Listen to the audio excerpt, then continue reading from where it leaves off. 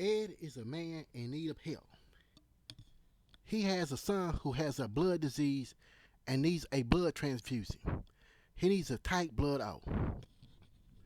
He arrives at a local airport owned by an Indian man who also owns what he considers to be his Indian range, where he and several other Indians stay. The local airport is the closest to the nearest hospital where he can receive a tight blood O bag of blood for his son. The doctor says his son is still living but will need the blood soon, preferably under a week of time. Ed asked the man, how much does it cost to fly in one of his planes? The Indian man says his name is Bob Otanga and he has lived on the range for years. It will cost the man $11 an hour to fly the plane, and he also has to pay for the fuel. There is a plane. There is a airplane fuel gas tank behind two regular gas tanks on the left side of the airport. Ed explains he wants to head up north to get to the hospital to get a type of blood bag for his son. Can the man fly him there? The Indian says up north. Bob Ortega says no. Ed asks why not. The Indian man quivers in fear and says there are giants up north. Giants, Ed says yes, there are giants up north, supposedly creations of the Indian god Nakuku. They are here to help save the land, control the weather, and ward off other evil spirits. Ed says, I must get there in order to save my son. Is there any way? The Indian man says, one way. Ed must fly alone or find somewhere else to fly the plane and go quickly and quietly as possible. The Indian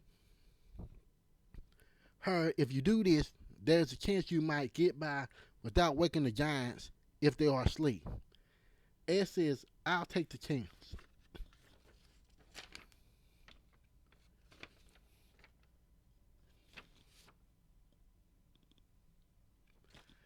Ed hands the man $50 for airplane gas.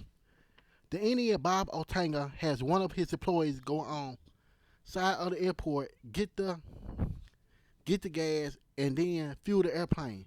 Ed hops in the airplane, checks the engine and all of his aerial instruments, and then takes off. The airplane flies for around 20 minutes before Ed sees something through the clouds. He sees two long cliffs.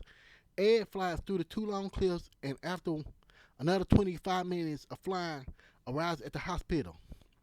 Ed lands the airplane, gets out of it, and goes to the hospital and receives a tight blood O bag from the hospital doctor, Dr. Jones. Ed grabs the bag and jumps back into the airplane and takes off. He flies for about 25 minutes, then reaches the long cliffs again. He passes through them safely and then flies another 20 minutes before landing back at the Bob Otanga Airport. He lands the airplane safely, gives the Indian man Bob Otanga a tip. Says he saw two cliffs but no giants. The Indian smiles. It must have been a mistake, he says. You say two cliffs and no giants? Okay, I'll take your word for it. Ed gets in his car and heads back home with the type O blood bag for his son. Ed hands the bag to his son's doctor, Dr. Blake. Dr. Blake performs the procedure, and in 15 minutes, his son is cured. 2 weeks later, at Bob Otanga's airport, an employee from the local mill complains he is out of beer and wonders if he could take the Indian man's plane to go pick up some beer. He says there's a store up north. The Indian man said he does not advise this. There's a rumor there are giants up north. The man says his name is John Smith and he ain't scared of no rumors. John Smith buys fuel, has it put in the plane, and then takes off himself. He was out of liquor, so he is sober enough to fly the plane to get some more liquor. John Smith flies for around 20 minutes until he reaches two long cliffs. He flies through them safely and then flies another 15 minutes until he reaches the liquor store. He gets out of the plane, grabs five large 80 count cases of beer,